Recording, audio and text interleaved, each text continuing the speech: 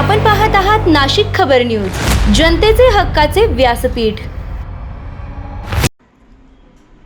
हिंदू हितरक्षा नाशिक यांच्या वतीने आयोजित करण्यात आलेल्या हिंदूंचा रुपया हिंदूलाच या संमेलनात समाजातील आर्थिक सक्षमीकरणावर भर देण्यात आला। या संमेलनाला अनेक हिंदुत्ववादी कार्यकर्ते, उद्योजक व नागरिक मोठ्या संख्येने उपस्थित होते। यावेळी दैनंदिन जीवनात आवश्यक असणाऱ्या विविध क्षेत्रातील शेकडो हिंदू कारागीर, लघु उद्योजक व व्यावसायिकांची माहिती असलेल्या विशेष यादीचे प्रकाशन आणि लोकार्पण करण्यात आले। या यादीमुळे समाजातील कारागीर व उद्योजकांना प्रोत्साहन मिळून परस्पर सहकार्याची भावना अधिक दृढ होईल असा विश्वास व्यक्त करण्यात आला। हिंदूंचा रुपया हिंदूलाच हा विचार केवळ घोषवाक्य नसून हिंदू समाज आर्थिकदृष्ट्या सक्षम व आत्मनिर्भर करण्याचा सकारात्मक मार्ग असल्याचे यावेळी वक्त्यांनी सांगितले। समाजातील उद्योजक, कारागीर, व्यापारी आणि ग्राहक यांनी एकमेकांना साथ दिल्यास समाजाची आर्थिक ताकद अधिक बळकट होईल असेही मत व्यक्त करण्यात आले। या कार्यक्रमाला आमदार सीमाताई हिरे यांच्यासह प्रवीण जोशी, नंदकिशोर भावसार, गौरी गायकवाड, शुभम देवरे, राजश्री कुमठेकर, बापू शिंदे तसेच इतर हिंदुत्ववादी कार्यकर्ते मोठ्या संख्येने उपस्थित होते।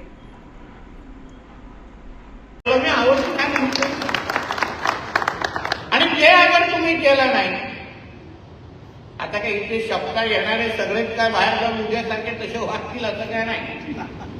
आणि यांच्याकडे काय मीटर पण नाही तपासायला की हा बाबा आज शपथ घेतली आणि उद्या खरंच कुठल्या हिरव्या सापातून काय घेणार नाही असं काय गॅरंटी इथे कोण देऊ शकत नाही। पण तुम्ही काही गोष्टींचा विचार ह्या निमित्ताने करायला पाहिजे असं मताचं मी। हे सगळे प्रयत्न का होत आहेत? का जोशीजी, का त्यांचे कार्यकर्ते, का त्यांचे सहकारी, का त्यांना वाटतं का बाबा हिंदूंना हिंदूंतूनच विकत घेतलं पाहिजे? मी काही महिन्या अगोदर इथे नाशिकच्या दौऱ्यावर आलेलो माझ्या खात्यानं, तेव्हा पण कुंभमेळा संदर्भात मला जो प्रश्न विचारला, मी तेव्हा पण भूमिका स्पष्ट केली की कुंभमेळा हा हिंदू धर्मासाठी फार मोठा उत्सव आहे। तिथे सगळ्या हिंदूंचीच दुकानं लागली पाहिजे, बाकी कुठलाही हिरवा साप दिसता कामा नाही, कुठलाही बिहारी वळवळ करता कामा नाही। कारण काही गोष्टी तुम्ही समजून घ्या। आता ह्यांचा रमजान सुरू आहे, रमजानला ते रोजे ठेवतात, कधी रात्रभर सगळे काही दुकानं सुरू असतात, मग ते त्यांचे काही खाद्यपदार्थ असतात त्याच्याकडे बघू पण शकत नाही, एवढे तसे असतात ते बघून एक तर दुसऱ्या दिवशी ते 2 दिवसाचं जेवण जाणार नाही असं सगळे कार्यक्रम असतात। पण तुम्ही प्रत्येकाला मी विनंती करते, आवाहन करते, मीडियाच्या मित्रांना पण सांगा, तुम्ही जिथे हे तिथे दुकानं आणि स्टॉल लागतात ना जेवणाचे रमजानच्या काळात, मला तिथे एक हिंदू शोधून दाखवा, मला एक हिंदूचं दुकान शोधून दाखवायचं जो त्या सगळ्या मुसलमान समाजाच्या दुकानांमध्ये तो तिथे उभा राहा, तिथे त्याचं दुकान थाटून तो आपले हिंदूंचे पदार्थ विकतोय असा एक हिंदू शोधून दाखवा, आम्ही आमची भूमिका बदलतो, काही हरकत नाही। कोणीही सांगायचं भेटणार का? तुम्ही एवढे अनुभवी लोक आहेत, ज्येष्ठ लोक आहेत, धर्मासाठी काम करणारे असंख्य हिंदुत्ववादी विचाराचे कार्यकर्ते, एक पण तुम्हाला भेटणार का? भेटणार नाही, कारण त्यांच्या मूळ धर्मामध्ये, इस्लाममध्ये, कुराणमध्ये लिहिलेलं आहे आपण सगळे त्यांच्यासाठी काफीर आहोत। जे मुसलमान नाही ते अन्य सगळे मुसलमान नसलेले लोक हे, आणि म्हणून कुराणमध्ये लिहिलंय की काफिरांकडून काही विकत घ्यायचं नाही, कारण का मग ते त्यांच्या अल्लांना मान्य होत नाही असं त्यांच्या त्या धर्म म्हणजे कुराणमध्ये लिहिलेलं आहे। आणि ते सगळ्या मानतात। अगर ते पाळत असतील, ते प्रामाणिक पद्धतीने जे जे त्यांच्या धर्मग्रंथांमध्ये लिहिलं आहे ते सगळ्या गोष्टी अगर ते पाळत असतील, तर मग आपल्याला शब्दार घ्यायला लावण्याची गरज आहे का? ह्या बाबतीमध्ये कधीतरी हिंदू समाजाने विचार करा। मग आम्ही जे करतोय, जोशीजी जी करताय, मग काय वेगळं आहे? अगर त्यांच्या रमजानच्या काळात त्यांना दुकानं कुठे हिंदूंना थाटण्याची परवानगी नाही, त्यांच्या ईदच्या वेळी कुठेही तुम्हाला हिंदूंना दुकान लावण्याची परवानगी नाही, त्यांच्याकडून खरेदी केली तर ते हराम मानलं जातं, मग आम्हीच कशाला एवढं मोठ्या मनाचे असले पाहिजे?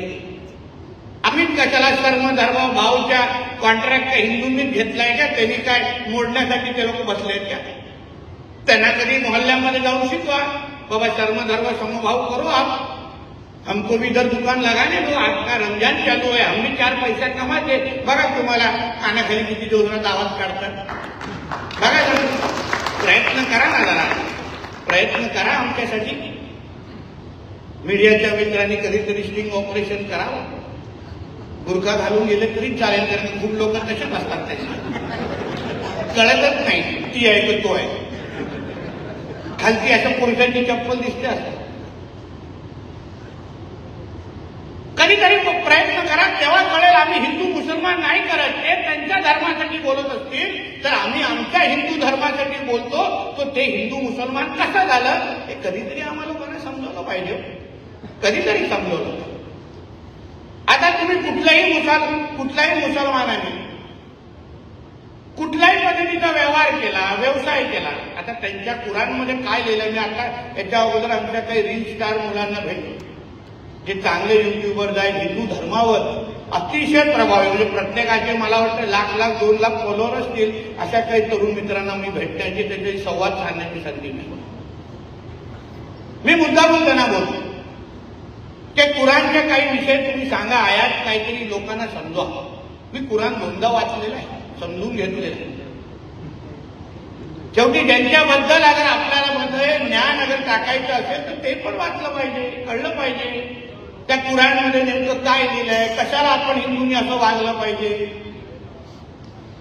तर त्यांच्या कुराणमध्ये स्पष्ट केलंय, ते मुसलमानांनी कुठल्याही पद्धतीचा अगर व्यवसाय केला, व्यवहार केला, काही खरेदी केली तर त्याची 10% त्यांना जकात म्हणून त्यांना आपल्या धर्मासाठी द्यायला लागते. 10% जकात म्हणून द्यायलाच लागते. काय त्याच्यामध्ये दुसरा पर्याय नाही. मग कुठलाही धार्मिक कुठलीही संस्था असेल त्यांच्याकडे ठरलेले आहे ते बरोबर जाऊन तिथे त्यांचा वार्षिक 10% त्यांच्या उत्पन्नाचा 10% त्यांना तिथे जकात म्हणून द्यायलाच लागतो. आणि हा जो जकातच्या निमित्ताने जमा झालेला जो पैसा आहे, हा सगळ्याचा सगळा पैसा हे 100% जिहादसाठीच वापरतात, दुसऱ्यासाठी वापरत नाही. जे जे तुम्हाला अतिरेकी कारवाया दिसतात, जे लव जिहादचे प्रकरण दिसतात, जे आहे ना फंडिंग जी होते, जे पैसे जे दिले जातात, हे सगळेचे सगळे हे जे काही जकाताच्या निमित्ताने जे काही जमा झालेले पैसे आहेत ते 100% जिहादसाठी वापरणाऱ्यापैकी हे लोक आहेत. कारण का त्यांच्या कुराणमध्ये लिहिले आहे की आपला धर्म वाढवणं आणि दुसऱ्या धर्माला कमी करून आपल्या धर्माला वाढवणं, हे तर त्यांच्या कुराणमध्ये लिहिलेलं आहे, जे आपल्या भगवद्गीतामध्ये लिहिलेलं नाही. आपले भगवद्गीता हे सगळं शिकवत नाही. याचा तुम्ही त्या हिंदूंना मुसलमान समाजामध्ये म्हणजे त्याचं धर्मांतर करा, याचं संपून टाका, हे त्यांच्या कुराणमध्ये लिहिलेलं आहे. मी नाही बोलतो, तरी जाऊन तपासा, पानं चाळा तुम्ही. काही एक्स मुस्लिम म्हणून बघा बाहेर आलेले आहेत, त्यांनी पूर्ण पद्धतीने त्यांचा धर्म समजलेला, आता ते कुराणबद्दल बोलतात, त्यांच्या इस्लामबद्दल बोलतात, त्यांचे काही युट्यूबचे काही व्हिडिओ पहा. तर म्हणजे त्यांना तुम्ही कितीही त्यांच्या खिशामध्ये पैसे